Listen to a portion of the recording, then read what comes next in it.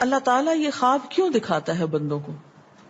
اور یہ ایک ایسا عمل ہے کہ جو انسان جس پہ قابو نہیں پا سکتا، جو انسانی ڈسکوری سے باہر ہے کہ ایسا کیوں ہوا.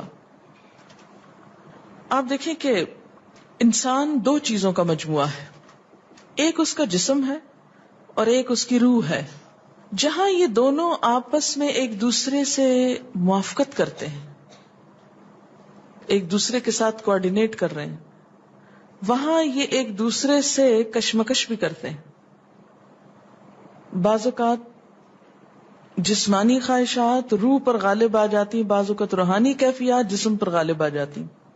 عام طور پر دن میں جب ہم دنیا کے کام کر رہے ہوتے ہیں تو ہمارا جسم ایکٹیو ہوتا ہے، اور اس کا نتیجہ کیا ہوتا ہے کہ روح کی جو کار فرمائی ہیں وہ ذرا لو ہو جاتی ہیں. رات کو جب ہم سوتے ہیں اور جسم ہمارا بالکل بے حس ہو جاتا ہے تو پھر روح جو ہے وہ ابھر کر آتی ہے، اس کی کار فرمائی بڑھتی ہے، وہ زیادہ ایکٹیو ہو جاتی. پھر آپ کو قرآن کی وہ آیت بھی یاد ہوگی کہ جس میں اللہ تعالیٰ فرماتے ہیں کہ جب انسان سوتا ہے تو ہم اس کی ایک روح لے لیتے ہیں، جس کو زندگی دینی ہوتی ہے وہ واپس لوٹا دیتے ہیں، ورنہ جو دوسری باقی ہوتی ہے وہ بھی لے لیتے ہیں. اب یہ جو روح نکلتی ہے نا ایک ہمارے جسم سے، تو یوں لگتا ہے کہ جیسے وہ مختلف جگہوں پہ وانڈر کرتی ہے، یعنی گھومتی پھرتی، اور بعض اوقات دور دراز پہنچ کے مثلا کسی مردے سے جا ملاقات کرتی، کیونکہ روح تو ایک لطیف چیز ہے نا. جب ماں کے پیٹ میں بچے کے اندر آتی ہے تو کوئی پتہ نہیں چلتا، جب نکل جاتی تو کوئی پتہ نہیں چلتا. اسی طرح روح دیواروں کے پار بھی چلی جاتی ہے. قرآن پاک میں آتا ہے نا کہ اینما تکونوا یدرککم الموت ولو کنتم فی بروج مشیدہ، یعنی اگر بالکل ساؤنڈ پروف اور ہوا پروف جگہ پر بھی کوئی چیز رکھ دی جائے تو کیا ہوگا؟ روح وہاں سے بھی نکل جائے گی. یعنی روح کے لیے یہ مادی چیزیں رکاوٹ نہیں ہے.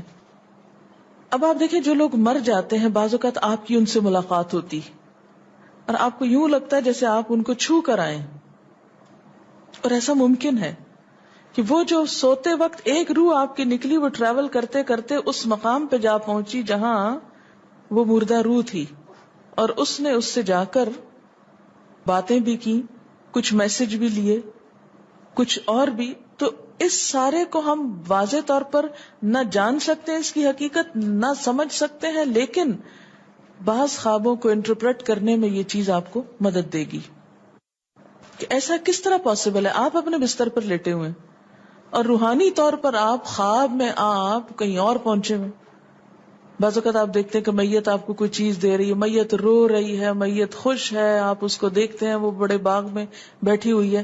یہ آپ نے کہاں سے دیکھ لیا؟ آپ تو بستر پہ لیٹے ہوئے تھے. تو وہ جو ایک شعور سوتے وقت نکل جاتا ہے، جسم سے الگ ہو جاتا ہے، وہ ٹریول کر رہا ہوتا ہے ایک طرح سے، اور وہ ایسی جگہوں پر اللہ کے اذن سے ہی پہنچ جاتا ہے اور اس کو وہاں کی معلومات مل جاتی ہیں.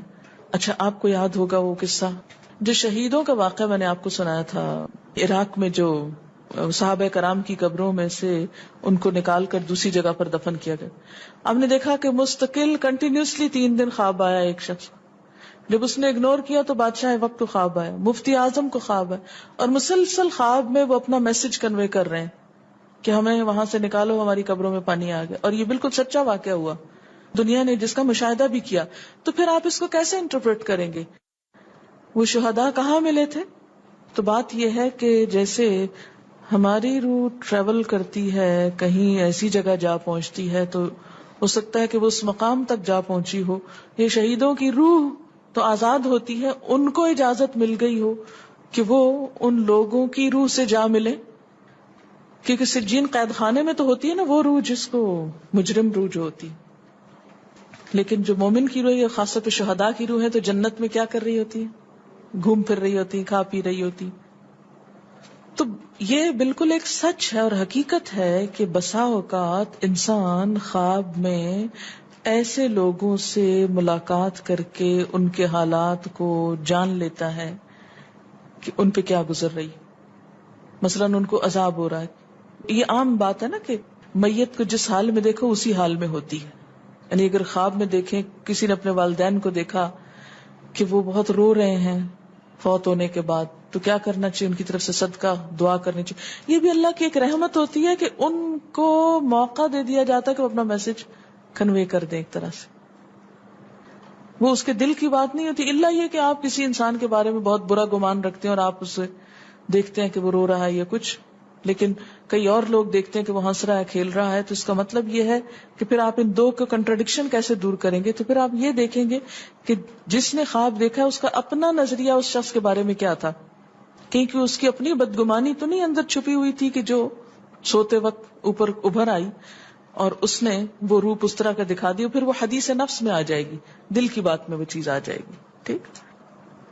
تو نبوت کا جیسے انبیاء علیہ السلام کو کچھ غیب کی خبریں دے دی جاتی تھی، اسی طرح عام انسانوں کو خواب کے ذریعے کچھ غیب کی خبریں دے دی جاتی ہیں. لیکن کسی بھی خواب کے سچا ہونے کی آپ کوئی دلیل نہیں رکھتے. ایز سچ واضح بات یہ نہیں کہہ سکتے کہ میں نے جو خواب دیکھا وہ بالکل سچ ہو جائے گا، یہ آپ دعویٰ نہیں کر سکتے. نبوت کا تو دعویٰ کیا جا سکتا ہے، لیکن آپ اپنے خواب کا دعویٰ نہیں کر سکتے کہ میں نے جو دیکھا ہے وہ بالکل سچ دیکھا. ہو سکتا ہے آپ کو شیطان نے ڈرایا ہو سکتا ہے کہ آپ کے اپنے دل کی سوچیں اور خیالات اس میں آ رہے ہوں. اور خصوصاً اس وقت جب دو متضاد آپ کو خبریں ملیں.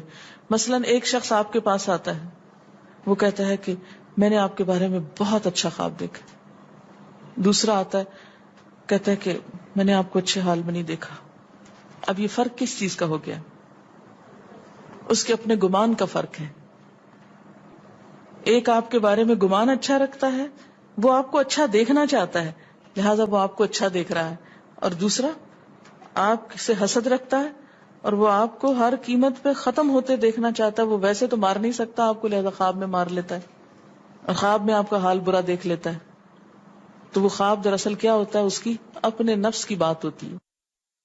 اسی طرح بعض لوگ جو جھوٹ سے بچتے ہیں، دھوکے سے بچتے ہیں، جن کے اندر منافقت نہیں ہوتی، جن کے دل بالکل صاف ہوتے ہیں، ان کو بھی بعض اوقات ایسے خواب آتے ہیں کہ جو بالکل واضح حقیقت ایک طرح سے نظر آ جاتی. لیکن کوئی شخص یہ خود سے دعویٰ نہیں کر سکتا کہ جو میں نے دیکھا ہے وہ میرے دل کی بات نہیں اور وہ بالکل بڑی سچائی ہے، جب تک کہ وہ چیز عملاً سامنے نہ آ جائے.